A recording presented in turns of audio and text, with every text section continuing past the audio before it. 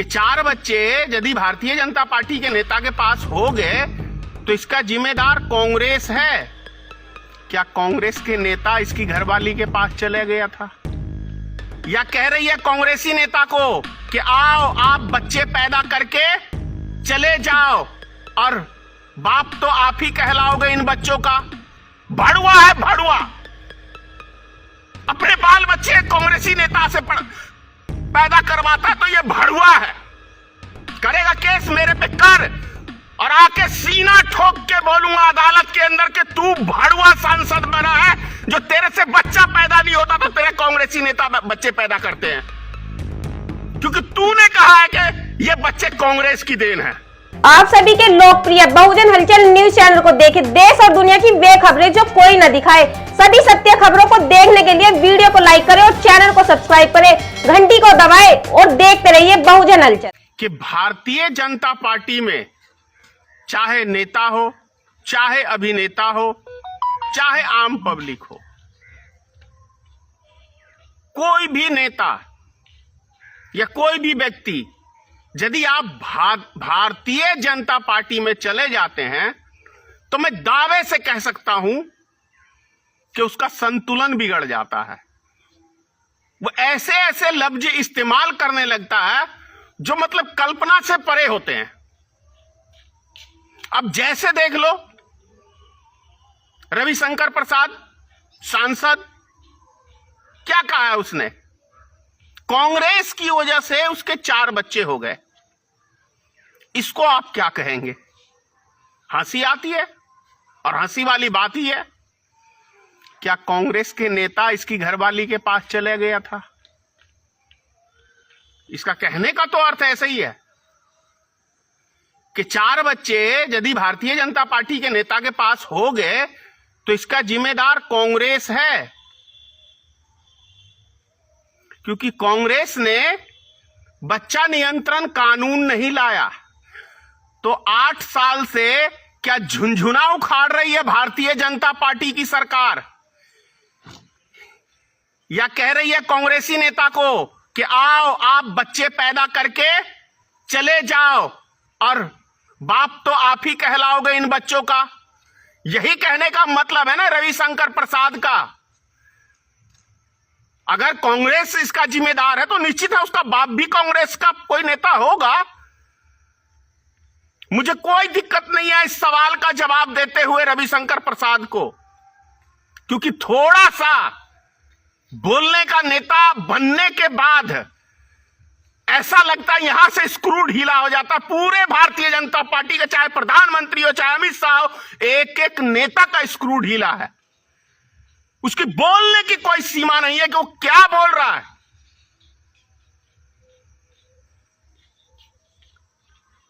भाई मैं तो बहुत हैरान हूं इस लफ्ज से। आप लोग क्या सहमत हैं कि रविशंकर प्रसाद को 4 बच्चा हो गया, इसका जिम्मेदार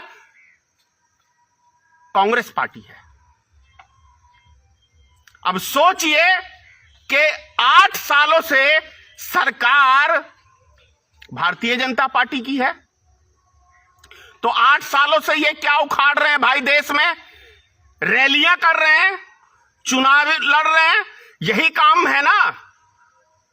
और प्रत्येक दिन महंगाई बढ़ाए जा रहे हैं, तो क्या फायदा ऐसी सरकार का? आप ही बताइए।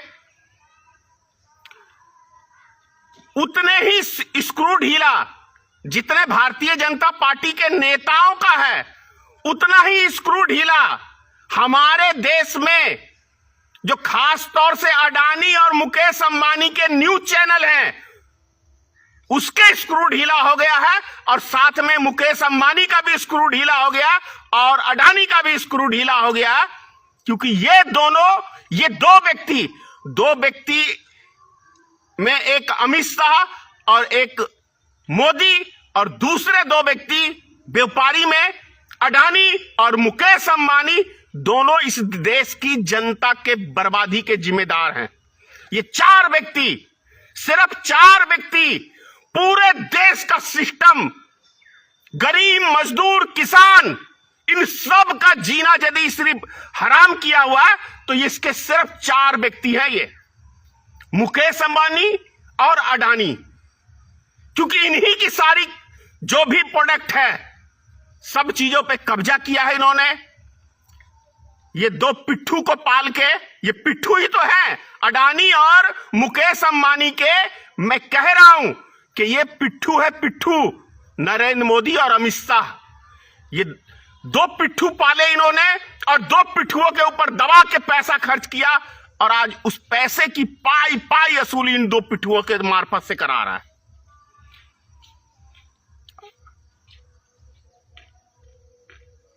तीन राज्यों में चुनाव था, आपने देखा ना, 3 राज्यों में चुनाव था। दिल्ली में चुनाव था, हिमाचल प्रदेश में चुनाव था, गुजरात में चुनाव था। हारे तीनों जगह सत्ता बीजेपी की, तीनों जगह सत्ता बीजेपी की। आप समझ रहे हैं ना, तीनों जगह सत्ता बीजेपी की। 2 राज्य निकल गया इनका हाथ से। देश की जितनी भी हरामजादी मीडिया है, हरामजादी और हरामजादे मीडिया वाले, ये सारे, जिसे हम गोदी मीडिया के नाम से जानते हैं, मोदी मीडिया के नाम से जानते हैं, और जितने हरामजादे ये अडानी के चैनल हैं और मुकेश अंबानी के, ये सारे के सारे क्या दिखा रहे हैं देश में? देखो गुजरात, देखो गुजरात। और तुम्हारा बाप बताएगा देखो दिल्ली, देखो दिल्ली, देखो हिमाचल प्रदेश, ये को तुम्हारा नाना बताएगा। अबे हरामजादो, इतनी नमक हरामी इस देश से, इस देश का नमक खाते हो और इस देश के साथ गद्दारी करते हो। हद है भाई, हद है। और सोचो रविशंकर प्रसाद जैसे इस भड़ुए नेता से, भड़ुआ है भड़ुआ, अपने बाल बच्चे कांग्रेसी नेता से पैदा करवाता, तो ये भड़ुआ है।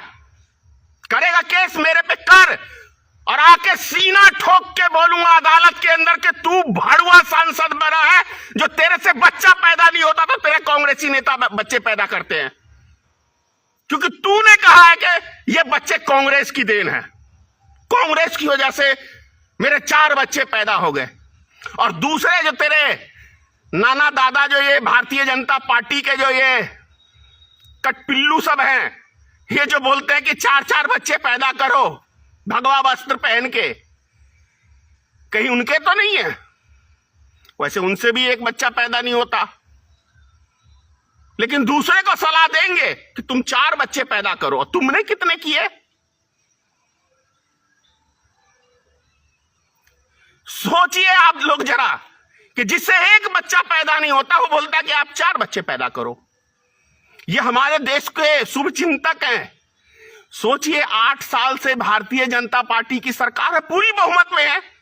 चुटकी बजाते कानून ये पास कर सकते हैं, जनसंख्या नियंत्रण कानून, लेकिन नहीं, ढोल पीटने का इनको शौक है, काम करने का शौक नहीं है। राम मंदिर को ही देख लो, 5 साल होने जा रहा है, एक ईंट तक अभी तक नहीं रखी गई है, लेकिन ढोल दबा के पीटा जा रहा है। 5 साल में 4 राम मंदिर बन सकता है। 14,000 करोड़ रुपया पी के बैठे हुए हैं ये भारतीय जनता पार्टी के नेता राम मंदिर का। फिर से चंदा इकट्ठा किया, वो भी पी जाएंगे। और जब राम जन्मभूमि की जमीन तक ये लोग बेच के खा रहे हैं, तो कैसे चाल चरित्र के व्यक्ति हैं आप लोग किससे समझ सकते हैं? ढोल पीटने से कुछ नहीं होता, जमीन पे जो काम करके दिखाता है ना, वो बोलता है। जुबान से तो मैं भी कहूंगा यार, मैं तो स्वर्ग में सीढ़ी लगा दूंगा, मेरे बस की है। उतनी ही बोलनी चाहिए जो बस में हो। क्या क्या नरेंद्र मोदी ने चुनाव से पहले सपने दिखाए थे?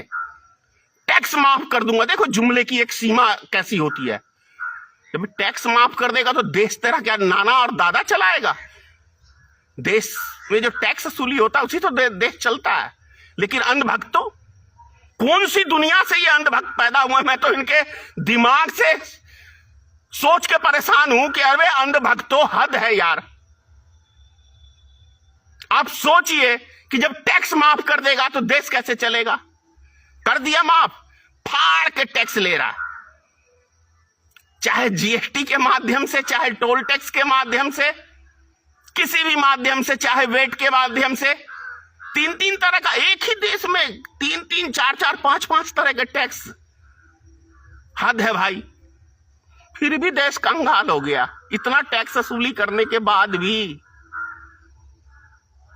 तो कहां गया ये हमारा पैसा, हमारे देश का पैसा कहां गया? सोचिए आप। अडानी के जेब में गया और मुकेश अंबानी की जेब में गया। ये सिर्फ 2 व्यक्ति हैं पैसे के भूखे। पता नहीं कितनी भूख है।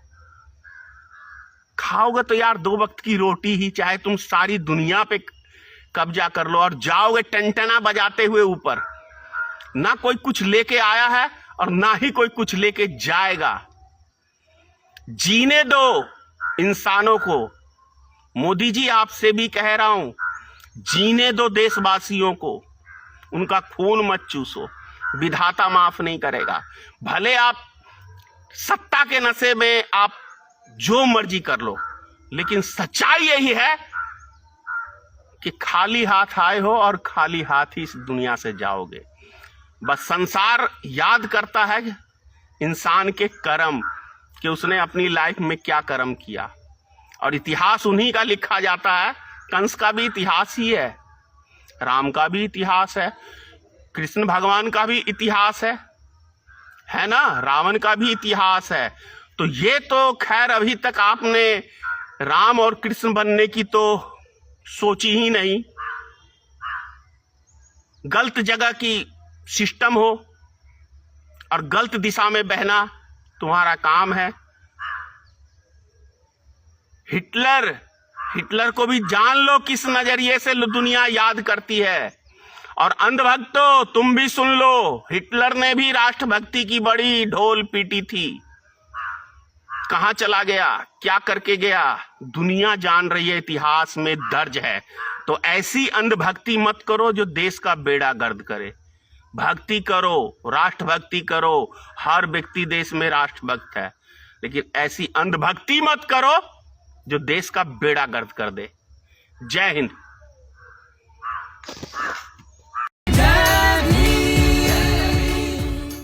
अगर आप चाहते हैं गरीब हर वंचित इंसान की आवाज आप तक पहुंचे तो हमारे चैनल को सब्सक्राइब करें और बेल आइकन का बटन दबाना ना भूलें। देखते रहिए बहुजन हलचल न्यूज।